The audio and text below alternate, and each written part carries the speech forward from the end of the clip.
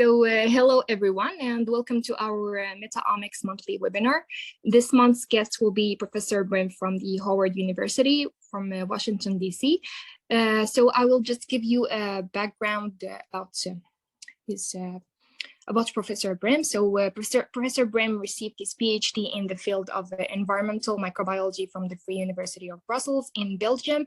Then he moved to the US, where he continued in this field at the Uniformed Services University of the Health Sciences as a research associate with many original and high-profile publications in Nature Biotechnology, Applied and Environmental Microbiology and Microbiology. Professor Brim has now more than 100 publications. And then he joined the Howard University in 2004 and is presently an associate professor of pathology. His main research focuses on gastrointestinal oncology in minority populations. One of his primary interests in this area is the role that the gut microbiome plays in oncogenic transformation. He is the holder of different grants and a member of the editorial board of several journals. Professor Brim is presently using his expertise in the gut microbiome in patients with sickle cell disease to determine the specifics and features of their gut microbiome. He is also analyzing the gut microbiome dynamics in obese and lean subjects under different diet regimens in the pandemic era. Professor Brim extended his expertise to analyze the potential role that the gut microbiome might play in long COVID. Thank you, Professor Brim, for joining us today, and I'll pass the talk to you. Thank you. You are welcome. I have one little issue here. I cannot move from one slide to the other one. Let me just try to fix that. What do you guys see there? Just the title slide? Yes.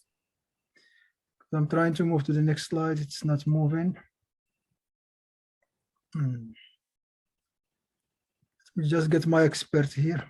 Can you get Elias to help, please?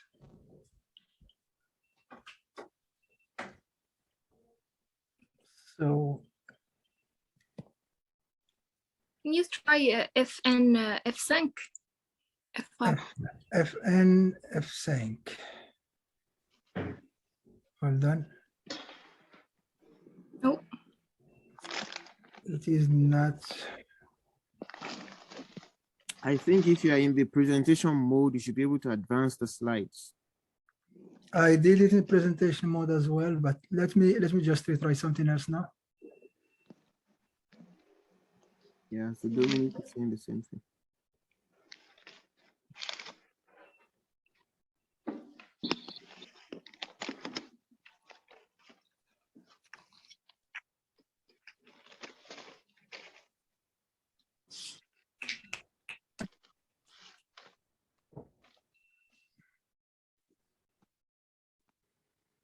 If your platform is Windows, you could do a 5, or you could click on, yeah, okay, that's good. Okay, perfect. Okay, it's working now. It works. So good morning, everyone. So thanks for the introduction. So primarily my talk today is going to be about, even though the title I gave is Next Generation Probiotics, I'm going to touch on that at the end, and I'm going to be giving two case studies here, one in colorectal cancer and the other one in sickle cell disease. Just to show you the connection with Africa, since we are talking about the Africa Metagenomic Consortium. So my primary work is here in the US is on African Americans. That means Americans with an African background. So I'm very sensitive to issues of race, ethnicities, and biology in people of African diaspora and African background. So we're going to be talking primarily here about our findings in these two disease conditions, which are sickle cell disease and colorectal cancer. And the primary goal here is to see the findings in these two settings, or these two pathological settings, how they translate into the design of probiotics, and how it is important, just using these two examples, to tailor the design of probiotics to more personalized condition level, and also more disease status level. So the present slide here, basically where we're going to be starting to talk about the colorectal cancer. If you see in this slide, this is an electron microscopy for bacteria from a fecal sample, and you can see the different colors showing the bacteria that were stained for electron microscopy. And what is important in this slide is you can see or appreciate the diversity of these bacteria, as it is known that the gut microbiome is highly diverse, and then you have plenty of different bacterial taxa, phyla, genuses, and as well as bacterial species living within us and living with us. One important component in this gut microbiome is what we call quorum sensing. So quorum sensing is basically the type of signals that these bacteria keep sending to one another in order to maintain themselves and to maintain other components of the gut microbiome at certain density.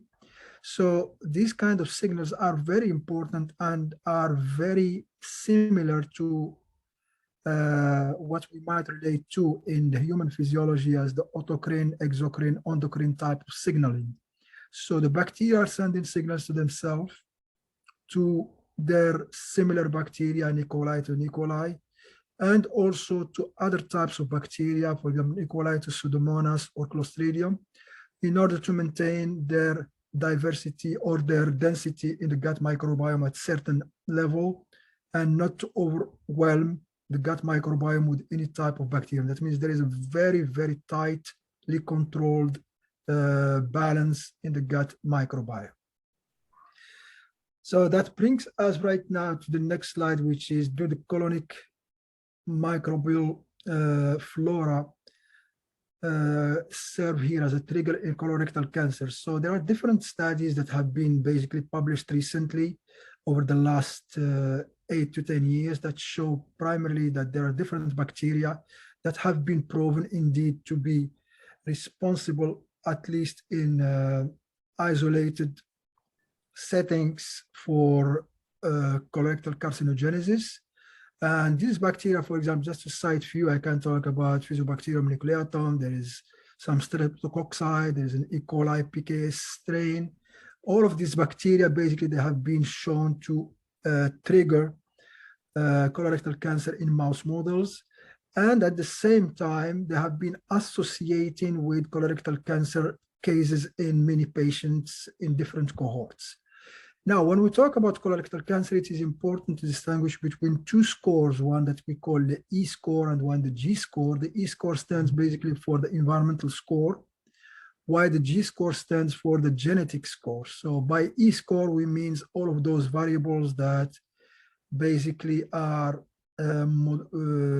controllable, for example, smoking, alcohol, diet, exposures to chemicals, drugs, antibiotics, and so on and so forth, while the G score informs basically about the genetic predispositions in a given host or a given patient to colorectal cancer, especially for patients who inherit certain mutations. Now, talking about the balance between the G score and the E score in any given patient, we have to talk about where do we put the gut microbiome in this context. So is the gut microbiome part of the E score, or is it part of the G score? And I did coin this word, which is the interactome, basically, which means that the gut microbiome is playing primarily at the interface of both the E score and the G score, which is why I called it the interactome here. And this interactome or gut microbiome, that is it stable or not? It is not stable.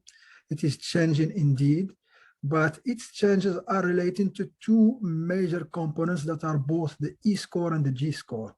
So diet that we eat, exposures that we put our gut microbiome exposed to affect the gut microbiome.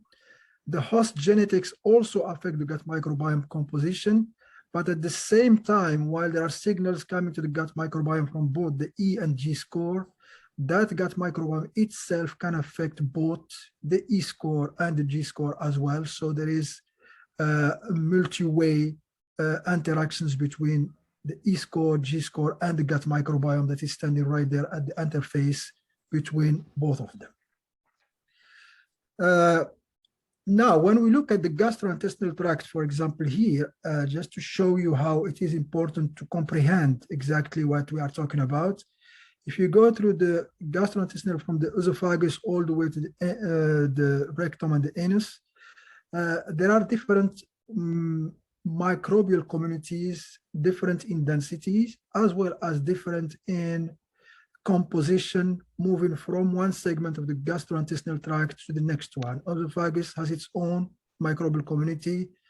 The stomach has its own, primarily with acidophilic bacteria. If you move on to the small intestine, it has its own density of bacteria as well as different composition compared to the colon. And just within the colon, we are talking about 3 different compositions. In the proximal colon, it's different than the transverse, different than the descending colon. So just to tell you here the complexity of the gut microbiome composition in the GI tract. So, as I stated earlier, somebody, can you please mute yourself? As I stated earlier, so there's increasing evidence indeed that gut microbiome or some bacteria are involved. So when we ran this study, we ran it in African Americans, and primarily the reason for that is that African Americans have a higher rate and higher incidence and more aggressive colorectal cancer. So we tried to shed some light on why or what might be one of the reasons, and we focused primarily on the microbiome as an element of research in our context here. So the way we designed our studies, basically we did some metabolomics, and I'm going to go through that later on, and we did also some 16S sequencing for the gut microbiome, and we did some metagenomics, which is basically the shotgun sequence. I'm going to detail on that later on. And then we did a synthesis of the findings from these metabolomics and 16S and metagenomic analysis of the specimens that we analyzed here. So the specimens we analyzed consist of tissue samples from patients who have colorectal cancer, and we compared those ones to normal tissues from the same patients. So basically we're comparing tissue samples matched normals to cancer from the same patients. And we did also stool samples from patients with adenomas, and I'm going to go through the detail for that later on. So one of the first findings that we did is we just extracted the metabolites from stool samples in patients with adenoma and patients with normal colon. And then we ran this clustering of all of these samples based on their overall metabolome. And from what we see here, that all the patients with adenoma, or all the metabolites from the adenoma patients, they clustered together compared to when we analyzed the metabolomes from the patients who were have normal colon. So showing that there is indeed a metabolomic basis, or at least metabolomic difference, that is clearly allowing the segregation between these stool samples in adenoma versus normal in the context of our samplings as well. So moving forward, then we did the analysis that we spoke about, which is basically doing the 16S ribosomal RNA analysis. And just to share with you guys what does it entail in comparison to metagenomic that I'm going to present later on. So for 16S, basically it is, you do a PCR of conserved areas within the 16S. The 16S is being used as a molecular clock primarily because it's universally present in all organisms, including in humans, but we are talking here about the 16S, which is primarily present in bacteria. And also because of its important stable function as part of the ribosome, there is a strong conservation of its structure, its sequence. And this is where we use the conserved regions to PCR amplify areas of the 16S. And we use the hypervariable regions as signatures or as IDs, identity identifiers for specific bacteria. The pros and cons for using 16S are known, so it is important to know that here we can even start from a little amount of DNA while using the PCR, you can PCR amplify, but then the drawbacks here is when you use a PCR, you are just basically PCR amplifying what can match to the primers that you are using. So we know that we do not know yet all the sequences of 16S of all the bacteria present out there. So basically the primers we are using are based on what we know in the 16S ribosomal databases, which is already ignoring a bunch of bacteria. And I'm going to show later on at least how much is that. The other thing also when using 16S, it might create some experimental artifacts in the PCR. It already put on the side viruses, fungi, and protozoa, which is, if it is a good goal of your experiment, that's fine. But already these actors also are not entered into your analysis. And also when we use 16S, also the lowest level that we can go to is the genus level. And this is why we use the operational taxonomic unit when we use PCR, 16S PCR. Now, going to the results that we obtain with this 16S. So this is comparing at the phylum level, the findings between cancer tissue samples microbiome versus the matched normal tissue from the same patients. Already here at the phylum level, we can appreciate that we have differences that are clear here at the phylum level. Now, moving on to more deeper levels, we can see, for example, here at this is the phylum level, here at the genus and the OTU level, you can also see that these differences are more and more dissected and showing that indeed many of the bacterial groups that were identified through our 16S ribosomal RNA are indeed showing some statistical differences between the colorectal cancer tissues and their matched colorectal normal colorectal tissues. Now this is, in this slide here is giving you more in details just at the operational taxonomic units, the top 50 most prevalent bacteria or OTUs, and showing the clear differences between the cancers and the matched tissues. Now this is in the colorectal cancer tissues. Now we are moving on to the same thing, but this time in the adenoma stool samples.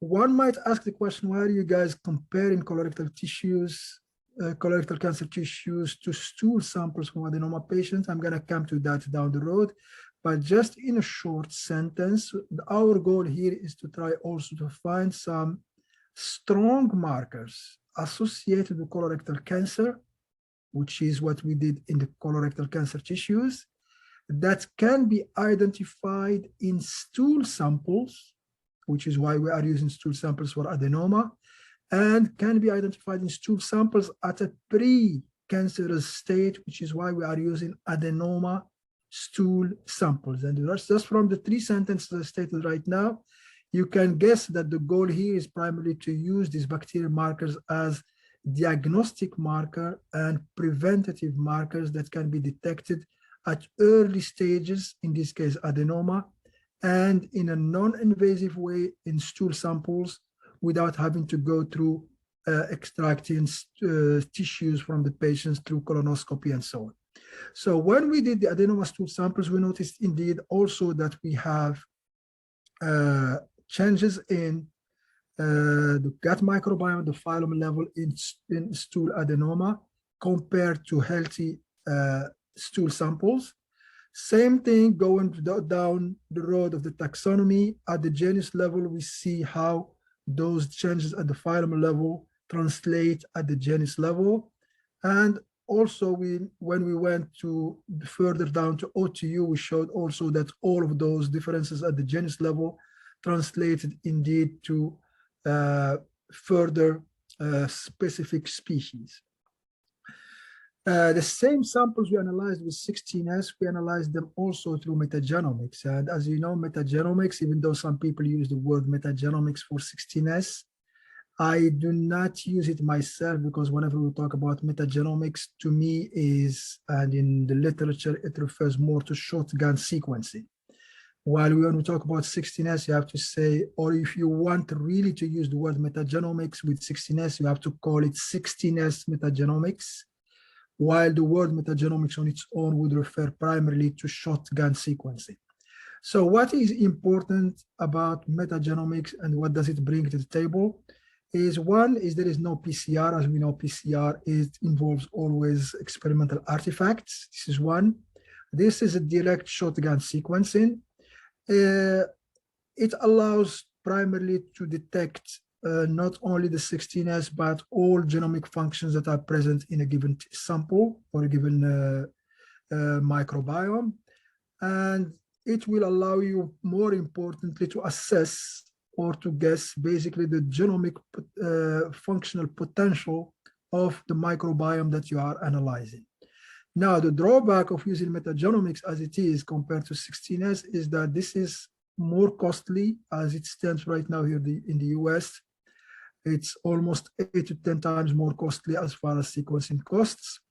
And also it's more demanding and costly also at the bioinformatic level, because when we talk about metagenomics, we are talking basically about genomic assembly, we are talking about annotation, and all of those stages are time consuming, require more deeper expertise in bioinformatics, and also they might involve some errors, especially when you are assembling those different sequencing reads together to establish different genomes.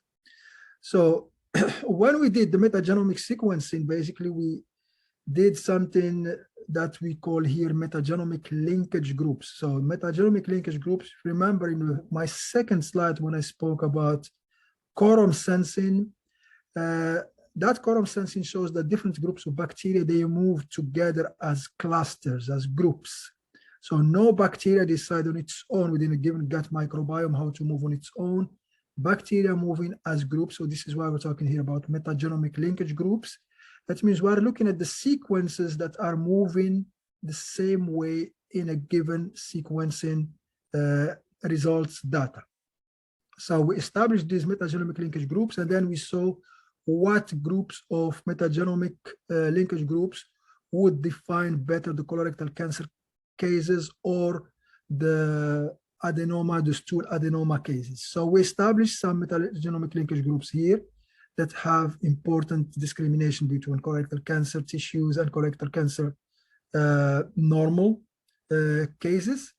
We did the same thing also for the to establish significant stool metagenomic linkage groups. That means within both the colorectal cancer tissues very much normal, we established metagenomic linkage groups that can dissociate between the two types of samples. We established also metagenomic linkage groups within the stool samples to find out which groups of bacteria would define one type of samples from the other. In this case here, adenoma stools from healthy individual stools. The surprise to us is when we established those metagenomic linkage groups, it was difficult to find an overlap between those that we defined in the colorectal cancer patients versus those that we defined in the stool adenoma patients, which was a bad surprise to us, because basically we were looking and hoping that we'll have some overlaps, and then we can dig into those overlaps to find common bacteria that can be used as biomarkers in two cases of situations. That means both in adenoma stage and in cancer, and both in adenoma, primarily also in adenoma at stool levels. So since we didn't have any overlap, so what we did basically, and this is where the bioinformatics becomes important, is we basically just took all the reads within the data from stool adenoma, and we tried to see what are the best hits that we will get into the sequences that we established in the colorectal cancer tissues. And vice versa, we took all the reads from colorectal cancer data, and we saw what will they match against the most in the stool adenoma data. That brought us basically to some 14 sequences, and those 14 sequences were, when we checked them up, just these 14 sequences on their own, as far as their power to discriminate between the colorectal cancer tissues versus matched normal, and the stool adenoma versus healthy stool normal, we found out that these 14 genes have indeed a good discriminating power between these two sets of samples. That means they might be used as biomarkers to distinguish between cancer and normal, and also between adenoma and normal, both at the tissue level as well as the adenoma level, as well as at the stool level. So further down, when we looked at what these sequences correspond to, we found out that indeed these sequences match to one specific bacterium, that is Streptococcus VT162, on which we are doing some further mechanistic analysis right now. So basically here, what we conclude is that we defined some metagenomic linkage groups. We defined it also 9 bacterial sequences, which I said 14 earlier, but when we take the duplicates, it comes down to just 9 sequences, 9 unique sequences. And these findings basically were found in a small set of sample of African Americans, and we needed to do something which is basically validating them in other cohort or other group of patients, which we did. And with the also what we found when we analyzed those metagenomic linkage groups, which is a very important finding since we are talking about defining a group of bacteria. So we had Fusobacteria, Prevotella, and Streptococcus bacteria as a group would be the best type of bacteria to define the path to carcinogenesis in colorectal cancer. So when I spoke about these unique 9 sequences right now, when we checked them also bioinformatically, we found that they all match to one specific genome, and that one specific genome is the genome for a bacterium called Streptococcus VT162. So now we know what are those 9 sequences. We know that they have the potential to distinguish between cancer tissues versus normal tissues, and stool adenoma versus healthy adenoma. We know that they all belong to one single bacterium, but we have only defined them in a small set of samples from African Americans. And the key element here is, as this real findings, or this is just some kind of artifact, especially when you are using bioinformatics, you always need to use different sets of samples or different cohorts to validate what you have. So we defined some 16S, and this is also how it's good to move from metagenomic to 16S and vice versa. So we defined specific 16S ribosomal RNA primers that are uniquely good to PCR amplify Streptococcus SPVT162. And what we did is we did a validation for this in another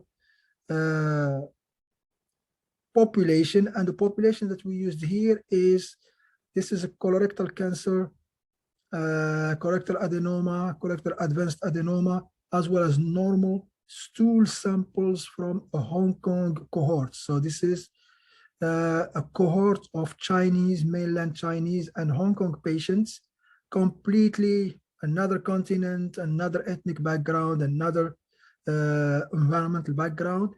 And we checked whether these findings of Streptococcus will match still here. And what we found was amazing, basically, that indeed checking just for this bacterium, Streptococcus SPVT162, in this set of samples shows that we have statistically significant difference in the colorectal cancer patients compared to normal, in the advanced adenoma samples compared to normal, but a slightly not significance in the adenoma versus the normal. The implications of these findings are multiple. One is that we validated indeed our bacterium to be associated with colorectal cancer carcinogenesis. It is in this Chinese cohort associated with colorectal cancer stool, associated with colorectal advanced adenoma stools, slightly not significantly to adenomas in the Chinese, but significantly associated to adenoma in the African Americans that we analyzed. What does that tell us? It has important implications as far as what we spoke about in the beginning, which is that African Americans have a higher incidence and aggressive colorectal cancer compared to other ethnicities in the US. And we are still working on further dissecting that in other ethnic groups here. So now digging further into the findings that we have right now, that this bacterium is indeed associated with colorectal carcinogenesis. We looked at the genome of this bacterium and we found that it has at least 14 to 17 established virulence factors. So we extracted its genome that was sequenced before, and we ran it against a database of what we call VFD, virulence factors database. So when we ran it against the virulence factor database, basically we found that it has plenty of virulence factors, and these virulence factors basically are involved both in adhesion to epithelial cells. This is one. Number two, it is involved in immune evasion. And just by telling you these two parameters, you can already assess or appreciate the pathogenicity of this type of bacteria. They have strong adherence virulence factors, and they have also virulence factors that allow them to evade immune surveillance. How much time do I still have? We still have 15 minutes. 15 minutes. So I might even stop just at the colorectal cancer part, but it's okay. So now we did then some, now we established the importance of this bacterium. We established the virulence factors. And now what we did after that is basically that we checked also for, in some experiments, how this bacterium, for example, might be showing its carcinogenic effect. And we did some experiments with in cell lines. And we showed basically that once we put this bacterium with these cell lines, it does lead to the induction of specific microRNA. Many of these microRNAs basically are known to be carcinogenic in different settings and different publications. So we are establishing here basically that this bacterium, at least at the microRNA level, they are inducing many oncogenic microRNAs. And we do have also some data on the messenger RNAs, on transcripts, where we show also that this bacterium induces also the expression of different many oncogenic transcripts and messenger RNAs. I'm going to skip through this slide. I'm going to go to this one, which is important to the topic I sent. So when you look right now in the literature to what type of probiotics are being given or used in the context of colorectal cancer, you can see on the left side here that all of these probiotics are basically just the ones that we know as usual. So which are primarily lactobacilli and bifidobacteria, which are what I would relate to as conventional probiotics. I'm going to come to this term later on. So moving on right now to the second case study that we are talking about here, which is sickle cell disease. And for the sake of time, I'm going to skip through some slides just to go straight to the main points that we are trying to bring here. So sickle cell disease, as you know, it's also a disease that is associated with African ancestry. So what we did here is we analyzed the gut microbiome in patients who have sickle cell disease. So why the gut microbiome is because our hypothesis that we started with here is that the ischemic conditions, the low oxygen levels in patients with sickle cell disease is absolutely certain that it will be affecting the gut microbiome shift, the gut microbiome composition, and it will shift it to certain direction because of the ischemic conditions. So in the design that we have here, we just took 14 patients with sickle cell disease and 14 patients who do not have sickle cell disease, and we did the 16S ribosomal RNA sequencing that I explained earlier in the context of colorectal cancer. So if you remember earlier when I told you guys that 16S is important to show you what's in there, but it still misses some part of it. So this data, for example, in this table shows that the number of sequences that we had in these patients with sickle cell disease. And as you can see, 10% of the sequences that we sequenced in these patients were never annotated to this day. Because why? Because these 16 sequences cannot be found in any database. So this is important to know that at least in this case, experimentally, 10% of your sequences cannot be annotated because these are unique new sequences that needs further to be characterized and then annotated and associated to their specific bacteria. So moving forward right now, what we did here, instead of doing like what I showed earlier for colorectal cancer, phylum, genus, and so on and so forth, we looked directly at using this linear discriminant analysis, what type of bacteria or how many bacteria are distinguishing the sickle cell disease patients from the healthy subjects. And if you can see here, for example, to the left side, all these red bars, they're showing all the bacteria, which is a big bunch of bacteria that are all prevalent in statistically significant way in the healthy, but they are not in the sickle cell disease. But on the right side of the slide, all these green bars that you can see going down, they are showing all the groups of bacteria that are prevalent in sickle cell disease, but not prevalent in a healthy control.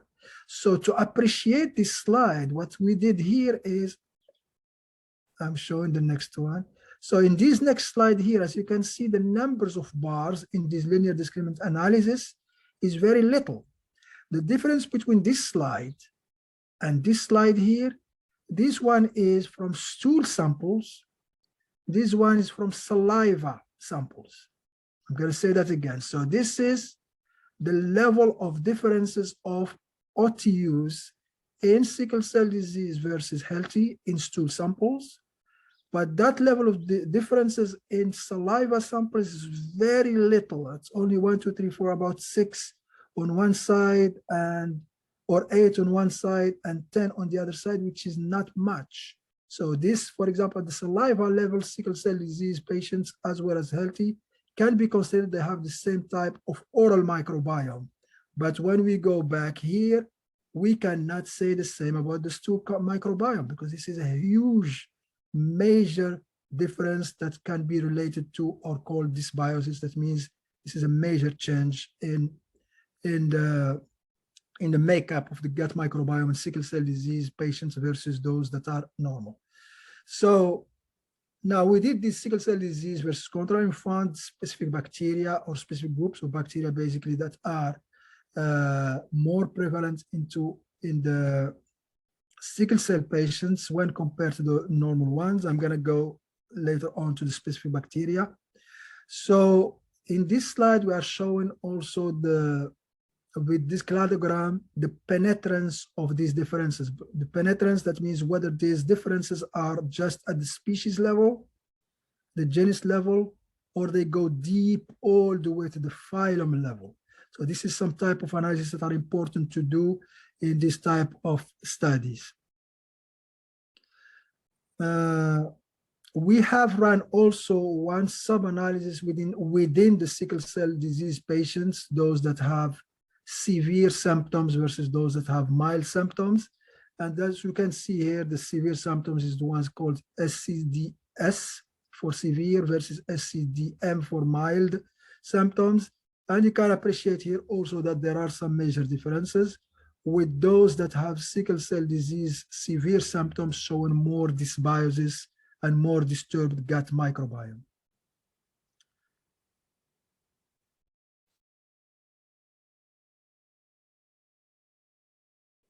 So I'm moving a little fast here just to go to the essential, which is the last slides. So we did, in parallel to the 16S analysis, we did also metagenomics for these sickle cell patients. And I want to show you primarily this number that just popped out here.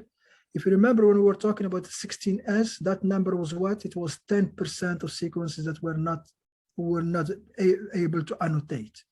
When you do metagenomic sequencing, for example, in here, 50% of the sequences that we sequenced, we were not able to annotate them in any database of bacterial genomes. So just to show you again how when we are using this type of techniques, yes, we are looking at certain things, we are grasping and capturing certain elements, but there is a whole lot of data that is not captured since we cannot annotate it or we don't know to which genomes they belong. Now, the findings with the metagenomics were very similar to the ones with the 16S. As you can see, for example, this slide here is very similar to the one I showed earlier for sickle cell disease versus control for 16S. It's very similar, not only the way it looks, but also in the types of bacteria that were matched either through 16S or through metagenomic data sequencing. And we did the cladogram for analysis also showing similar findings as the 16S. As I stated earlier, the advantage with the metagenomics is going to give you some more information about the genomic potential or the functionalities of those genomes that are present there. So now the summary of both the 16S and the metagenomics together is that basically there is a major dysbiosis is noticed in sickle cell disease patients' gut microbiome. And we say gut microbiome because when we use the saliva microbiome or the oral microbiome, we did not see that difference. This dysbiosis is defined by a reduction in diversity as well as replacement by new groups of bacteria. And bifidobacteria, remember bifidobacteria is a conventional probiotic. So bifidobacteria, fusobacteria, actinobacteria, and veillonella were primarily significant in sickle cell disease patients. And at the metagenomic level, also veillonella genomic functions were also dissociating the two groups, that means the sickle cell disease from the controls. Now, these findings within sickle cell disease patients, they have some significance at the clinical level. And what is important, and especially, and I'm going to come to that in one of the last slides, the concepts of microbial ecology or environmental microbial ecology have not yet been used or translated or brought in the context of the gut microbiome. For example, here, veillonella are known not to have any pathogens. These are commensal, oral, and gastrointestinal bacteria. But while they are on their own not dangerous bacteria, they will allow or they weaponize some other bacteria like streptococci that do not have the ability to adhere to tissues. But veillonella, they have this capacity to form biofilms. So in the presence of veillonella bacteria, streptococci becomes more virulent just because they can ride on the biofilms that form through veillonella. So this is where, when we look at this microbiome data, we don't just have to look at pathogen versus non-pathogen. You have to look at the overall picture of who is permissive to other pathogens to become more pathogenic, which is the case here for veillonella compared to streptococcus bacteria. So we also spoke about fusobacteria, that is known as periodontitis, heart inflammation as well, colorectal cancer bacterium that we found also prevalent in sickle cell disease patients. Actinobacteria also that have many pathogens were found to be more prevalent in sickle cell disease patients. I'm gonna skip through this about the mice parts and go straight to the most important slides right now.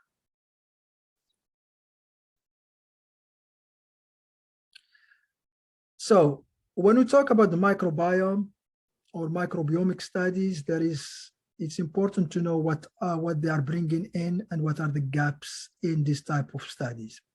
So gaps in microbiome studies, basically we have the fact that culturomics and metagenomics needs to be basically used together to increase the mappability and mechanistic analysis of the isolates.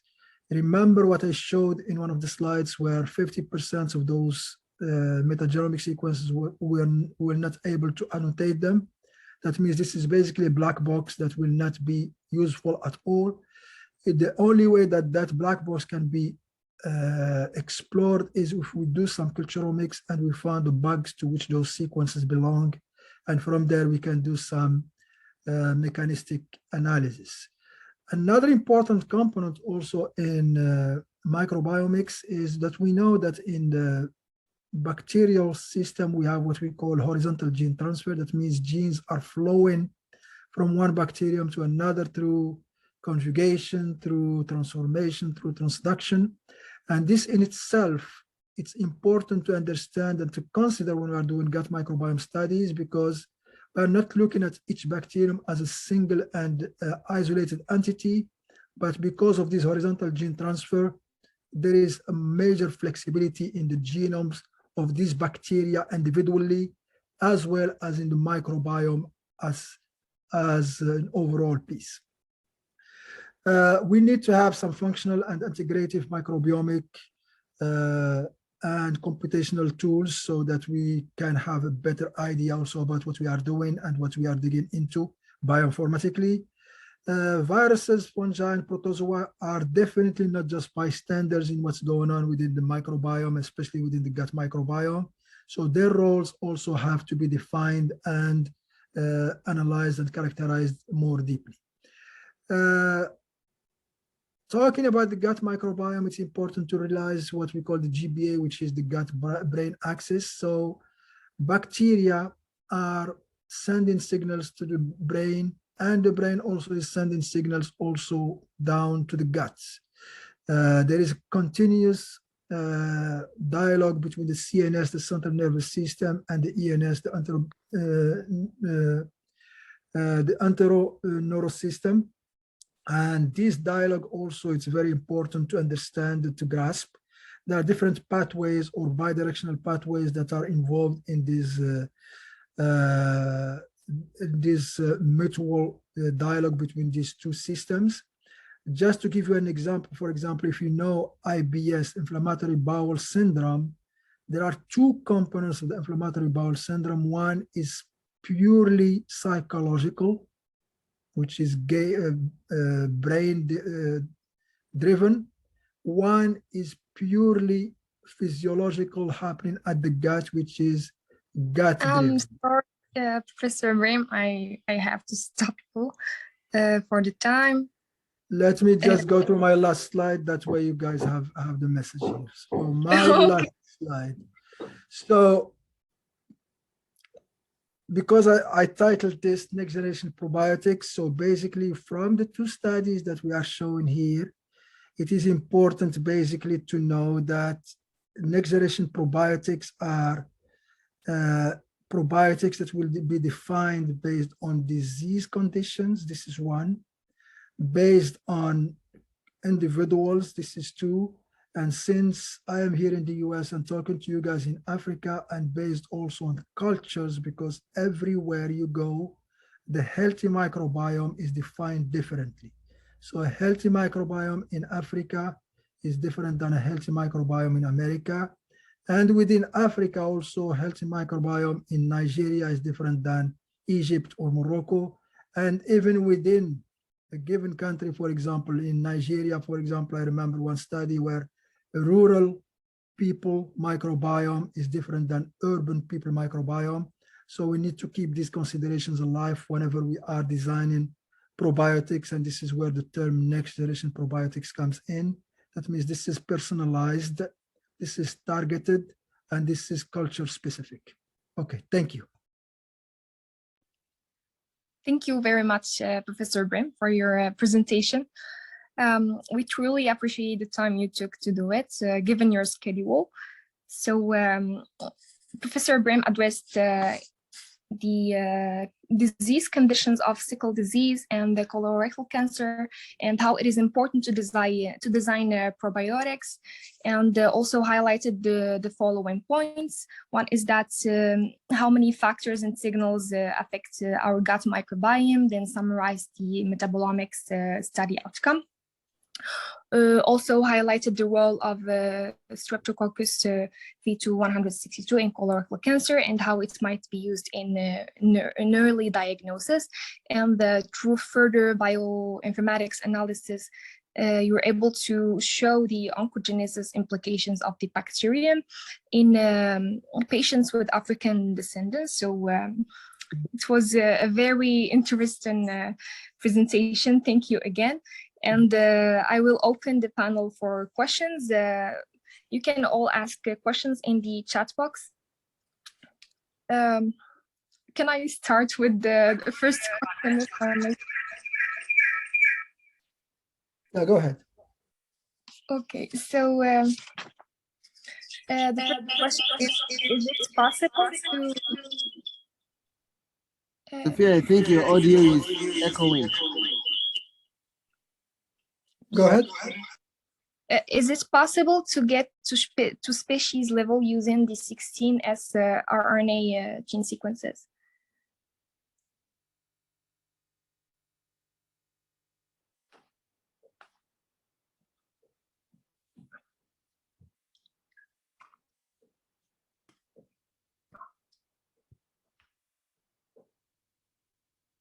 I'm sorry, we can't hear you.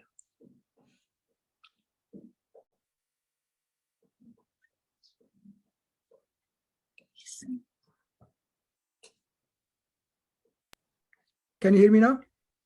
Yes. Yeah. So with 16S, it's not really possible or precise to go at the species level. This is why basically when we do 16S, the further analysis, it goes all the way to the genus level, or what we call down below that operational taxonomic units, but we never call them species level. So if we use the metagenomics, the shotgun sequencing, that one would allow to go to the species level if we have the right bioinformatician, the right tools to annotate and to assemble the genomes. But using 16S, it's genus level and operational taxonomic units, but never to the species or subspecies level.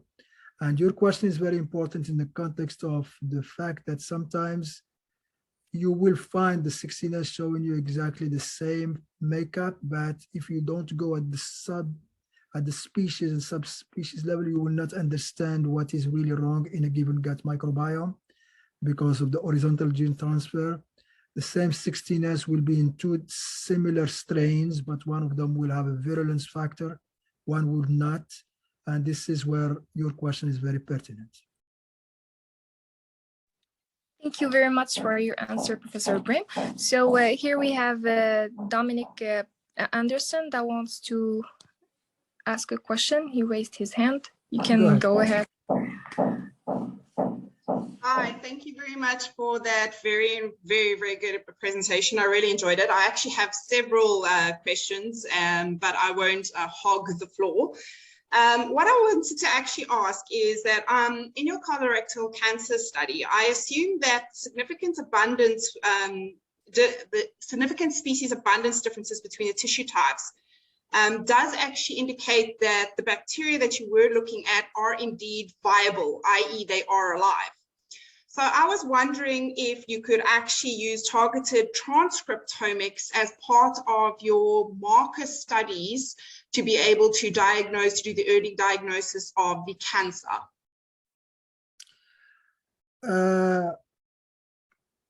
It is a very good question, because when we talk about targeted transcriptomics or transcriptomics in general, it will allow you to know the bacteria that are dynamically expressed and active. For now, what we did is, just to build up on your question, we went to some transcriptomic data that is available out there in the, like the Cancer Genome Atlas, for example, if you are familiar with. And we looked at those type of sequences that might be mapping specifically to that Streptococcus or some virulent bacteria. It is important to do this transcriptomic because they show more the dynamic components of the microbiome in question. And that's a good segue into completing my answer to the first question, which is basically, when you define who is there using 16S or even using metagenomics, it still does not tell you who is alive and kicking and expressing and active in that microbiome. So transcriptomics is the way to go to know exactly in a given patient at given stage what bacteria are more active. And if you have some suspicion about specific pathogens, you can use, as you suggested, targeted transcriptomics to see if the bacterium that you are suspecting is indeed the one actively involved at the specific disease stages, whether it is sickle cell or whether it is colorectal. Yes, thank you. And then one last question that I also had, and this is just based on the fact that I actually have no knowledge of the Streptococcus genus at all, but I was wondering if the Streptococcus did in fact have plasmid or other additional genetic elements within its, within the cells themselves, which obviously could contribute to horizontal gene transfer to other organisms in the biome, and therefore contribute to the dysbiosis that you might be incurring in the system itself. We do not have such findings, and also that brings your question is very good in the sense that, if you remember when I stated that the concepts of microbial ecology, especially environmental microbial ecology, are still not yet fully put into action in the microbiome studies. And what you just stated right now, for example, when I showed the virulence factors that we have in this Streptococcus sp VT162, whether they are present in other bacteria within that same gut microbiome or no, we do not know yet.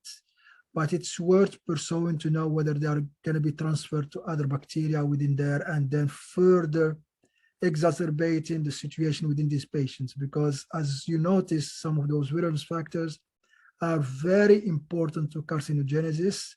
One is because they give stronger adherence to the epithelium. Two is because they are doing this allowing this bacteria to evade the immune system. And this will make those bacteria highly pathogenic and very effective in affecting gene dynamics within the host. Yes, and I did also notice in your table that some of the factors you identified were pili. And pili are, in some species are essentially quite important in terms of horizontal gene transfer of extra chromosomal genetic elements across species. So I was just very interested in that. Thank you very much. I appreciate the answers. Very good point as well. Very good points. Thank you. So we have other questions in the chat box. The first one is from Sumaya. She's asking if the 16S rRNA gene is good for metabolomic functions. Is it good for what? For metabolomic functions. It gives you an idea, but it is not precise. Okay, so you can infer, and I think there are some softwares right now in bioinformatics softwares, I think one of them is PCRUST, if I remember it well, where you can go from 16S to deduce or guess genomes, but it will not be very accurate. But nonetheless, it is important to get that type of analysis from 16S data to say that this, for example, this 16S sequence belongs to an E. coli and this type of E. coli, and then from there you infer that this genome is present there, okay? The other way around is when you have, for example, shotgun sequencing, which is metagenomes, you can from there also right away identify, because 16S is going to be sequenced there, but more importantly, the genomes, once you do the proper assembly of sequences and the proper annotation, that will have both metagenomic, functional, as well as taxonomic relevance. Okay, thank you so much for your answer. We have a second question from Nihal. She's asking if what are some of the criteria that you use during the sampling steps, seeing as the microbiome is very sensitive and prone to change? Can you say the last sentence of your question? I couldn't hear it. Criteria about sampling for what?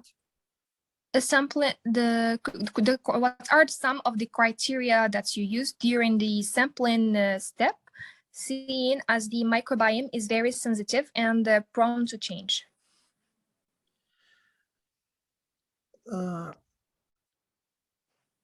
So basically, when you're doing this sampling, especially for stool samples, what is important is that you need to get the stool samples as fresh as possible, and as soon as you get them, they have to go either being processed right away, especially if you want to process them for transcriptomics, or put at minus 80 degrees right away if you are not processing them right away. So that's the first element of sampling. The second one is especially for chronic, when you compare chronic to acute conditions. For example, for acute conditions, you have to get those samples right when the patient is in that acute phase if you want to establish correlations between symptoms and microbiome makeup.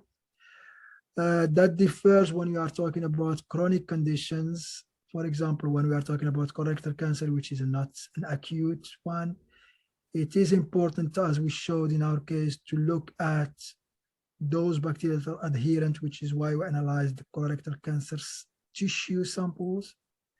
But since our goal was to find bacteria for non-invasive diagnostic, we did the tissues and we did the stool samples. So it all depends on your goals. It depends on your disease situation that you are analyzing. But the ones that are universally applied is the stool sample need to be fresh, or for that matter, or even the tissue sample as well.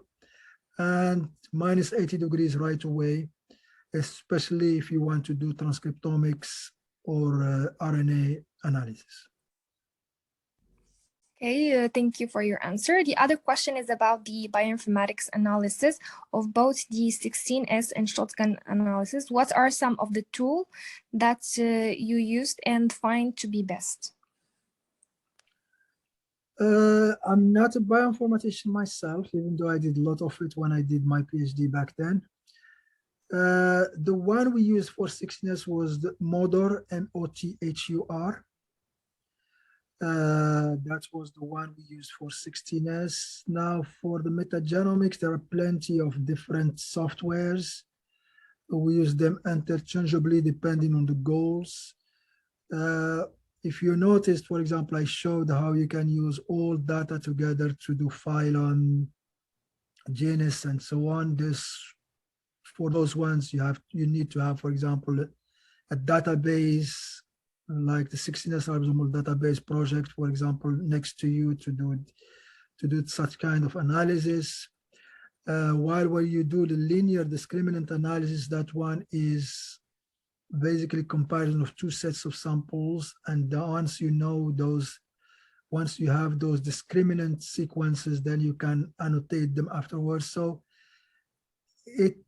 for each type of analysis, there are different softwares. And for now, if you just Google, for example, microbiome softwares, there are plenty on a monthly basis that are thrown out there. And you need to know what each software is good for and what are your aims and your goals in your analysis to find out the best one and the right one for your analysis.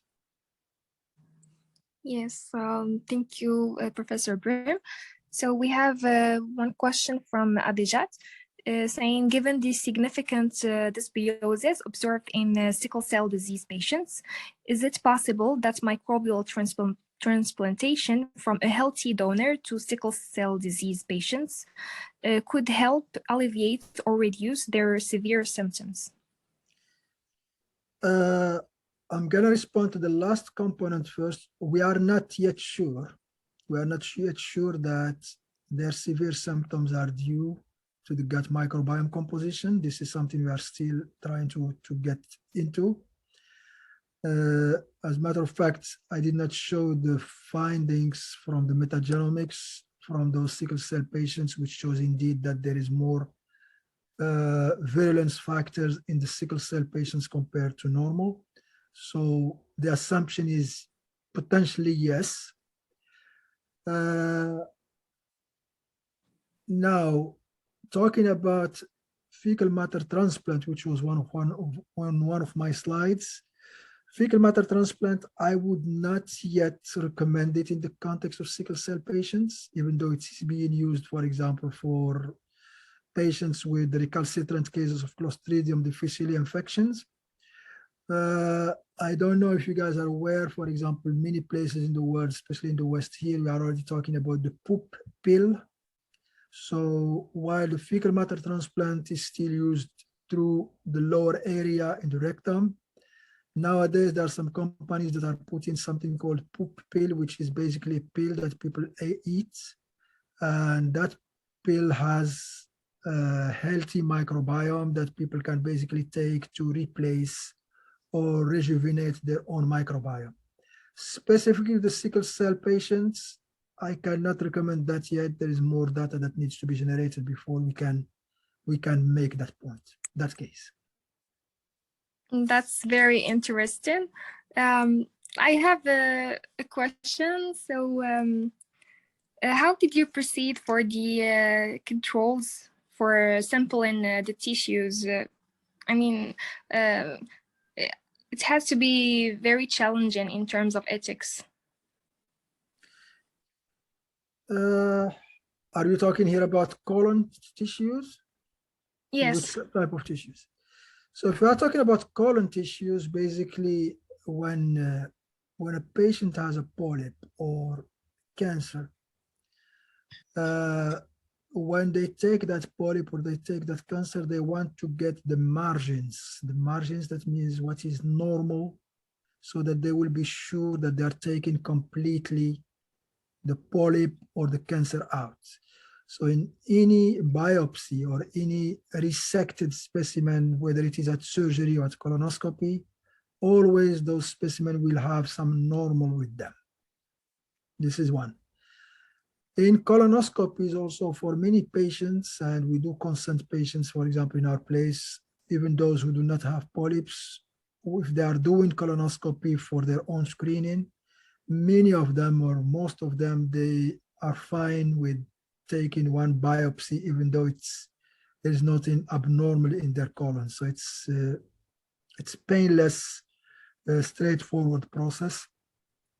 In addition to that, in many cases, also the gastroenterologists, they take samples that they think that they are neoplastic or carcinogenic, and once the pathologists, they look at them, they find out that these are normal.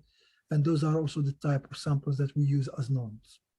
But in the case of our study here, we used matched normal. The matched normal means that from the same patient, the same specimen, we have the cancer and we have the normal, and all of these specimens were taken during surgery, where basically the surgeons, they are more conservative and try to take as much as possible to relieve the patient and to be sure that they didn't leave any cancerous cells in that patient. I see. Thank you so much for your answer. We have a last question from Sarah Al-Janahi. The question is, have you envisaged the conception of synthetic probiotic as a solution for sickle cell disease, as it is in the case PKU? What is the last word as it indicates what? PKU. I don't know, honestly. Sarah, are you here? So what does PKU stand for? We can't hear you. Phenylketonuria. I have to Google it. Phenylketonuria, yeah. I had to Google it myself, actually. Yeah, phenylketonuria, yeah. When you say synthetic probiotics, because of time, I did not basically spoke about that, even though I had it in some slides. The case I was trying to make, especially with contrasting these two diseases, colorectal cancer and sickle cell. For colorectal cancer, in the slide where I showed the probiotics that are being used to decrease the risk of colorectal cancer, to benefit some colorectal cancer patients, are what was referred to in my talk as conventional probiotics, which is basically lactobacilli and bifidobacteria. When we analyzed the sickle cell patients' microbiome, we found that lactobacilli and bifidobacteria are abundant in these microbiomes. So if we want to label these microbiomes in sickle cell disease, not knowing that they're coming from sickle cell disease patients, we would say that, oh, this is healthy microbiome. But that is misleading in the context that, as we put it in our publication that was just last year for sickle cell patients, what seems to have happened in sickle cell patients because of the ischemic conditions since their birth, and because these patients generally take a lot of antibiotics since their infancy, is that their microbiome stayed in that infant state and did not evolve to an adult microbiome. So infant state microbiome, because of lactation and because of breastfeeding, it has a lot of lactobacilli and bifidobacteria. So that brings me to my statement of next generation probiotics needs to be tailored to the conditions, to age, to culture, to and so on and so forth. So synthetic probiotics for sickle cell disease patients need not to be using conventional probiotics, because those ones that are normally used in conventional probiotics are already abundant in sickle cell disease patients. Now, how to design a probiotic for sickle cell disease patients is something that we are still working on right now, provided that it will alleviate some of their risks, some of their symptoms, and some of the pain they are experiencing. But that's something that is still in the process, especially after we digged into the metagenomic analysis, and we are still looking into what all of that is telling us. Thank you, Professor Brim. We have one last question from Dominic. Did you compare sickle cell disease carriers as well, those with the heterozygous genotype? No, we did not. We did not. And that's a good question, by the way. The carriers would be a very good other control. But just to start with this study to have it up and running, we had to go to the extremes first, which is clear homozygous sickle cell patients with clear homozygous non-sickle cell patients, which is what we did. But it is important to run in next analysis some carriers and to see whether carriers also would have similar microbiome characteristics as sickle cell patients, or they will be more closer to the healthy patients or healthy subjects. But it's a good question as far as design for the future. Yes. So thank you very much, Professor Brim, for such an enlightening and insightful presentation. We appreciate your kind presence at our events. Thank you. You are welcome. Bye-bye. Take care. I was Bye. going to say, I was going to encourage attendees to try to subscribe to ASBCB's YouTube channel. I just put up the link in the chat. It's going to help get notified if you also click on the notification bell when we put up new videos. And this recording for the webinar will be uploaded within 24 hours following the webinar. So thank you very much for joining. We appreciate it. Thank you, guys. Bye-bye. All right.